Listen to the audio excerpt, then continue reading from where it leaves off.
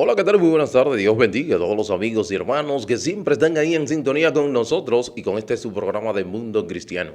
Que les habla su amigo y hermano Arturo Peguero, quien estará compartiendo con todos ustedes en el día de hoy, en este día lunes, que todavía nuestro hermano Carlos, por razones ajenas a su voluntad, no está con nosotros, pero sí, ya para la próxima, con Dios delante, vamos a tener a nuestro hermano Carlos Ávila. Y nada, queremos decirles que nosotros como iglesia nos congregamos en el edificio que está ubicado en la Espaillat, el número 86. La misma está pastoreada por nuestro hermano Alvin Carrasco. Tenemos culto los días domingo a partir de las 8 de la mañana y luego nuestro servicio de acción de gracias. Luego del servicio de acción de gracias, entonces ya para los días martes nosotros tenemos lo que son las verdades bíblicas, pastor al frente, los jueves a partir de las 7 de la noche, culto congregacional también los sábado a partir de las 5:30 los jóvenes y durante todo este mes estamos enfocados en todos los temas, enfocados en lo que es la persona de nuestro Señor Jesucristo. Ahí estamos enfocados todos los temas, así que ya ustedes saben. En el día de hoy el tema que estaremos tratando, ¿quién dicen los hombres que es el Hijo del Hombre? Ese es el tema. ¿Quién dicen los hombres que es el Hijo del Hombre? Este tema nosotros lo tomamos, claro está, de Mateo 16:13, que es la pregunta que Cristo le hace a sus discípulos. Y en base a ese tema estaremos hablando. Entonces, queremos decirle a las personas que si nos están sintonizando fuera del país, que nosotros nos encontramos al este de la República Dominicana, específicamente en la ciudad de La Romana. Queremos también decirle que nosotros tenemos también el programa de Mundo Cristiano por televisión en el 55 en Caña TV a través de la cablera Aster y también la cablera Aster también a través de Isma Visión en el 54, pero para toda la región este. Y en Punta Cana y Bávaro el 74. Punta Cana y Bávaro en el 74 y próximamente a través de la plataforma Claro TV para todo el país. Así que ya ustedes saben, el pasado sábado estuvimos hablando de un tema sumamente interesante con relación a lo que es a la ausencia de los hombres es igual a hijos rebeldes. Nada, todas las personas que en sintonía están con nosotros, le enviamos saludos y los que están en una fecha especial, enviamos felicitaciones. Bueno, inmediatamente nosotros queremos abordar este tema, ¿quién dicen los hombres que es el Hijo del Hombre? Antes de abordar el tema, nosotros queremos a modo de introducción hablar con relación a esta pregunta que tanto tiempo tiene y todavía al día de hoy muchas personas comienzan a hacerse conjeturas, comienzan a preguntar, comienzan a pregonar informaciones totalmente apartadas a lo que establece la palabra del Señor. Pero nosotros entendemos y sabemos por medio de la historia, no solamente la historia bíblica, también la historia universal, que reconoce la persona de nuestro Señor Jesucristo.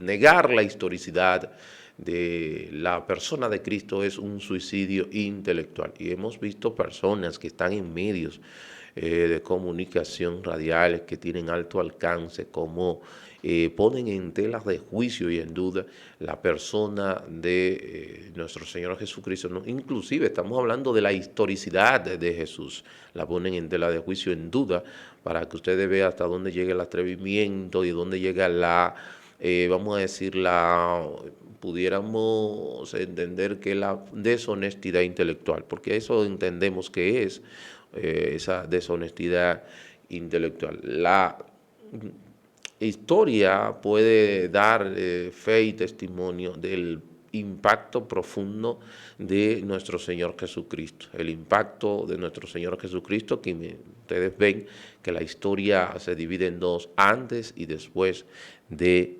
Cristo. Hoy también podemos ver ese impacto de la persona de Jesús, lo podemos ver en las celebraciones importantes a nivel del mundo, como es la Navidad. La Navidad es en honor a quien es Navidad, que significa natividad, nacimiento, y es de Jesús, ¿verdad? Muchos establecen y entendemos que es así, que no nació en diciembre, y sabemos, conocemos la historia. En otros programas estaremos abordando y dándole la razón por la cual fue movida la fecha por el emperador Constantino, pero más adelante en otro de los programas que haremos, pero nosotros queremos decirle que cualquier día que haya sido en el cual pudiéramos decir que los 365 días del año son motivo de nosotros celebrar el nacimiento de Jesús. Porque como diría Juan capítulo 15, versículo 22, y si yo no hubiera venido, como el mismo Jesús lo dice ahí en el capítulo 15 de Juan, o sea, que cuando viene Jesús es esa promesa que que Dios hace allá cuando el hombre peca en Génesis 3:15, en el llamado protoevangelio o primer evangelio, donde iba a venir un producto de una persona de la raza humana que iba a liberarnos del pecado, ¿verdad? De esa transgresión que comete el hombre, y esa persona lo es nuestro Señor Jesucristo. De verdad que sí, nosotros a modo de introducción decimos esto, y podemos decir en el libro de, vamos a irnos al libro de Mateo, capítulo 16, versículo 13, para que ustedes vean el título, donde se establece, donde dice, hace la pregunta. Dice aquí: viniendo Jesús a la región de Cesarea de Filipo, preguntó a sus discípulos, diciendo: ¿quién dicen los hombres que es el Hijo del Hombre? Esa es, ¿verdad? Entonces comienzan ahí 2 puntos para decir todas las informaciones que ellos pudieron recabar en el pueblo. Ellos dijeron: miren, unos dicen que tú eres Juan el Bautista, otros que eres Elías, y otros Jeremías, o algunos de los profetas. Otros dicen que tú eres alguno de alguno de los profetas. Y él les dijo: ¿y vosotros quién diceis que soy yo? Respondiendo Simón Pedro dijo: tú eres el Cristo, ¿verdad? El ungido, el Hijo del Dios viviente. Entonces le respondió Jesús: bienaventurado o dichoso, ¿verdad? Eres Simón, hijo de Jonás, porque no te lo reveló carne ni sangre, sino mi Padre que está en los cielos. Y aquí podemos ver algo interesantísimo. La historicidad a Jesús de la historia, muchos lo pueden y lo conocen y entienden y saben la veracidad del mismo. Pero el Cristo, el Hijo de Dios, el que vino a cumplir con un objetivo, no todos lo conocen. ¿Por qué? Porque para conocerlo necesariamente se necesita que Dios, por medio de su palabra, haga un trabajo en el corazón del individuo.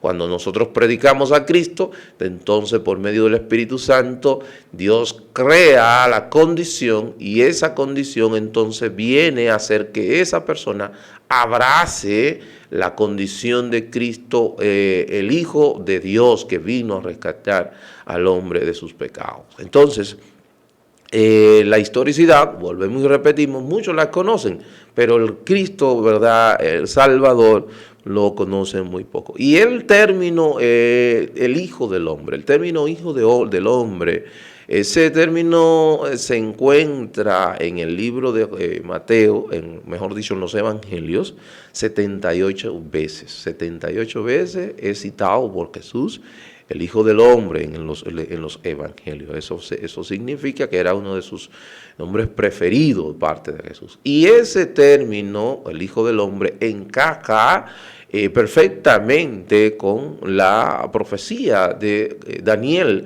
capítulo 7, el versículo 13, Daniel 7, 13 y 14. Vamos a leer que dice: miraba yo en la visión de la noche, y he aquí con las nubes del cielo venía uno como un hijo de hombre, que vino hasta el anciano de días, y le hicieron acercarse delante de él. Y le fue dado dominio, gloria y reino, para que todos los pueblos, naciones y lenguas le sirvieran, y su dominio es el dominio eterno que nunca pasará, y su reino uno que no será destruido. O sea, nuestro Señor Jesucristo. Por eso, cuando Él toma el término Hijo del Hombre, se está refiriendo a esa profecía establecida allá en Daniel, cuando tiene la visión, Daniel capítulo 7, el versículo 13 y 14, ahí lo podemos ver bien claro. Y cuando habla del Hijo del Hombre, el término Hijo del Hombre era para dejar clara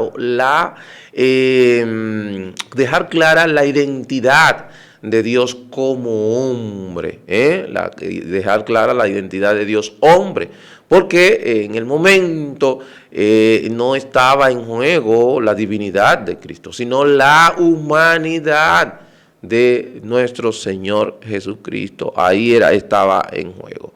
Entonces, por eso Cristo 78 veces y está estableciendo que Cristo es 100% hombre, 100% Dios. O sea que, si nos vamos a las Escrituras, la misma palabra del Señor, podemos ver cómo la divinidad, tanto la divinidad como la humanidad de Cristo fueron, vamos a decir, confrontadas por herejías como el arianismo, que establecía que como que no había posibilidad de que Dios pudiera ser hombre, pudiera venir a morar al cuerpo humano por la pecaminosidad del ser humano, y que Cristo o que Dios no es pecaminoso, no tiene ningún tipo de contacto con lo impuro, y por eso entendían que no era posible. El arianismo establecía que no era posible eso. Pero también el gnosticismo establecía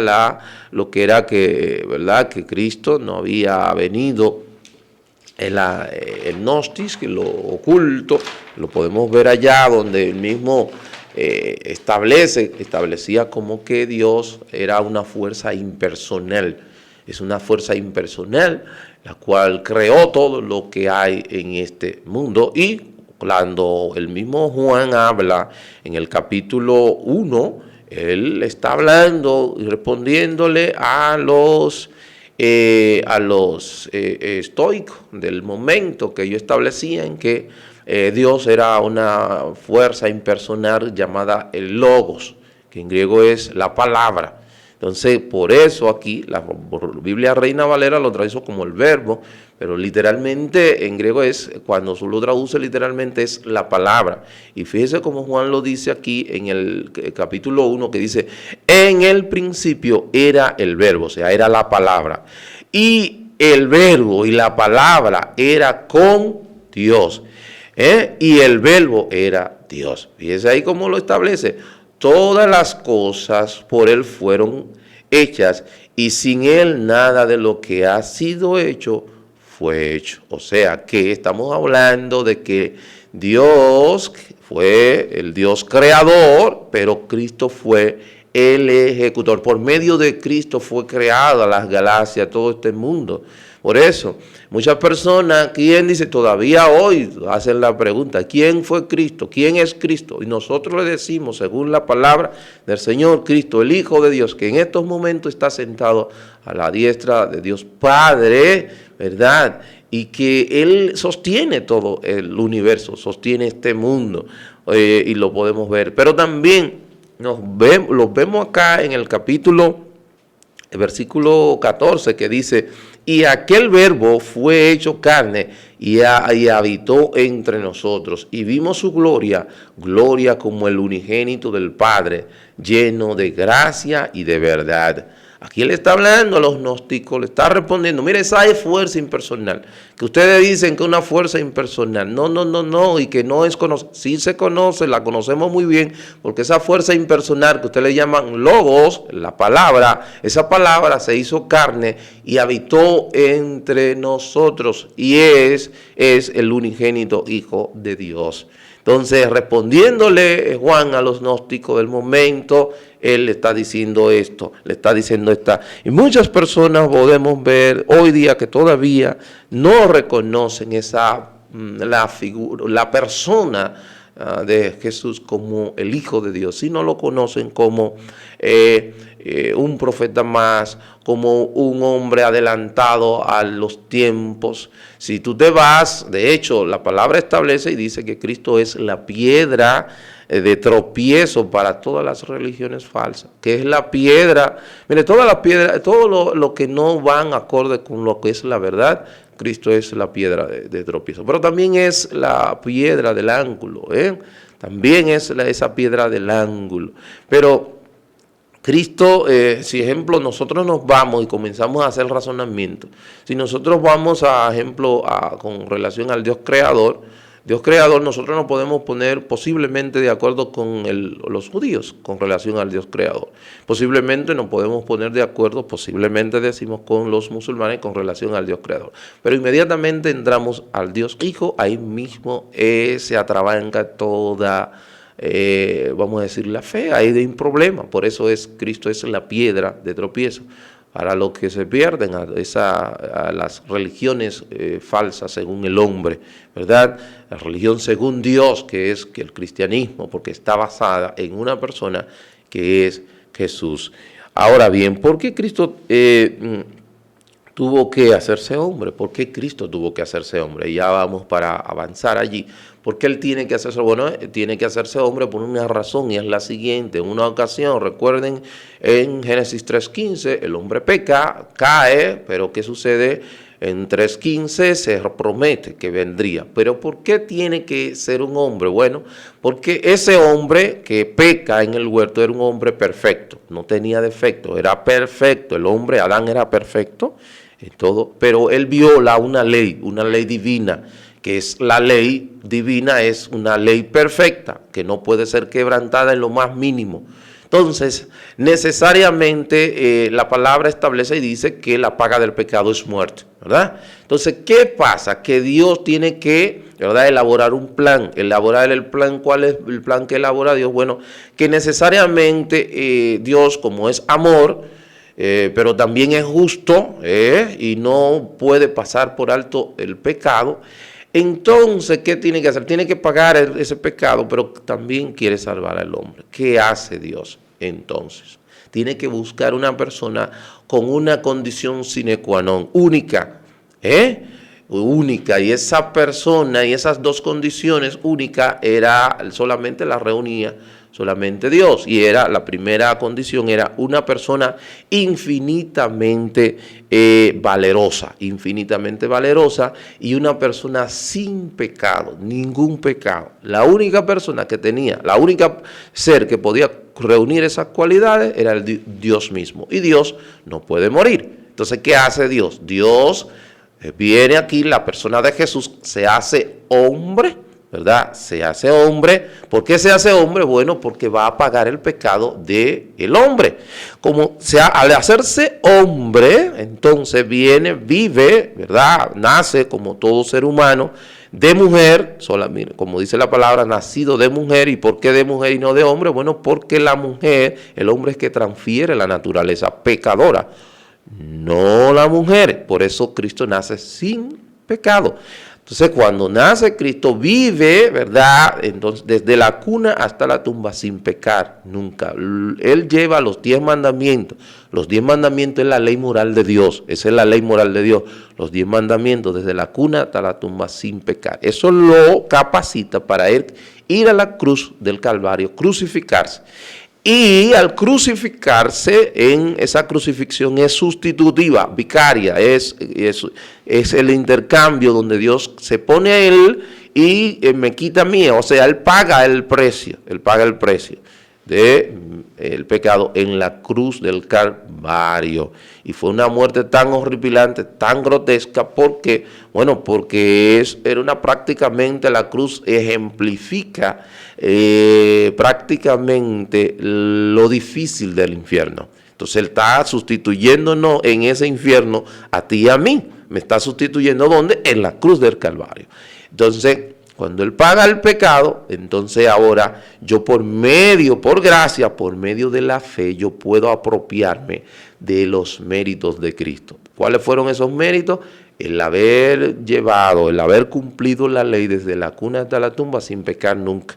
Entonces, ahora yo no puede pasar por alto mi pecado, tiene que ser castigado. Bueno, mis pecados entonces lo castigo en la persona de Jesús. Entonces ahora delante del Padre yo estoy sin culpa por medio de la fe que me declara justo. Cuando yo abrazo a Cristo, entonces soy declarado justo. Y delante de Dios estoy sin pecado, como que nunca he cometido una transgresión contra la ley de Dios. Pero también Él también me da o viene a mí a morar el Espíritu Santo, que me da esa condición y esa capacidad, esa nueva tendencia para yo querer ahora agradar a Dios. Entonces, al yo querer agradarlo por medio de su palabra, Él va renovando ese entendimiento, y a través de la renovación del entendimiento yo voy siendo santificado. La palabra de santificación o santidad tiene dos significados.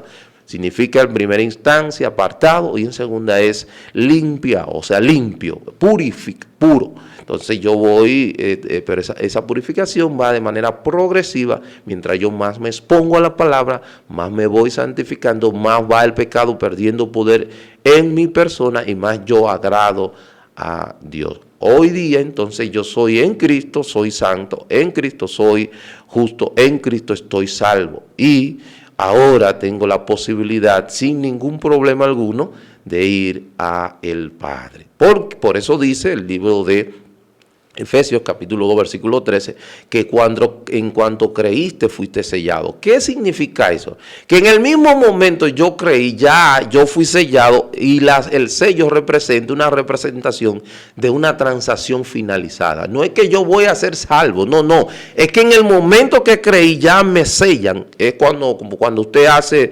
una transacción financiera, en el momento que esa persona sella, finalizó dicha transacción. Eso es lo que está diciendo el libro de Efesios. En el mismo momento que creíste, ahí tú has sido sellado y salvado. Por eso lo podemos ver en el libro, en Lucas, cuando el ladrón en la cruz del Calvario, que le pide al Señor que te acuerde de él cuando se encuentra en su reino, y Jesús le dice, desde hoy estará conmigo en el paraíso. ¿Qué sucedió ahí? Que en el momento que creyó el ladrón, él fue sellado, se salvó, fue salvado en ese mismo instante. Ahora, ¿qué sucede nosotros cuando vamos progresando, cambiando, transformando nuestro entendimiento, y cada día más nosotros agradamos al Señor, nos vamos conformando a su imagen por medio de su palabra y la ayuda del Espíritu Santo? Usted, amigo, que no conoce al Señor, que sí conoce el Cristo, la historicidad de Cristo, que se cumplen todas las profecías, unas 200 profecías fueron cumplidas en la persona de Jesús. Él dijo en un momento dado, miren lo que va a suceder, cuando yo vaya a ustedes, esas son las características que yo voy a tener. Y dio todas las características, en qué momento iban a nacer, de quién iban a nacer, en la aldea que iban a nacer. Todas esas características la dio. Es como cuando tú vas a buscar a alguien al aeropuerto que tú no sabes, más o menos, nunca lo has visto. Le dice, mira, yo voy a ir con un poloche negro, una gorra de los toros y un pantalón blanco. E inmediatamente, cuando tú, ¿verdad?, llega al aeropuerto, ve a esa persona e inmediatamente lo identifica. Jesús dio, mire, no dio 3 características, dio más de 200 características de que cuando ustedes se encuentren con ese es Jesús. Y aún así, hoy día todavía el hombre dice, ¿quién es Jesús? Bueno, amigos, si tú quieres aceptar a Cristo como único y suficiente Salvador, solamente tiene que decir, mira, yo creo que Jesús vino a la tierra, murió Y esa muerte es con fin de que yo pueda abrazar sus méritos y así yo pueda ser salvo. Solamente por medio de Cristo que tú puedes ser salvo. Así lo dice Juan capítulo 14, versículo 6. No hay otro camino, solamente el único camino para ir al Padre se llama Jesús. Dios le bendiga, Dios le guarde. Para su amigo y hermano Arturo Peguero ha sido un placer. Mañana los caballeros estarán por acá con un tema tan interesante como este. Dios bendiga, Dios le guarde.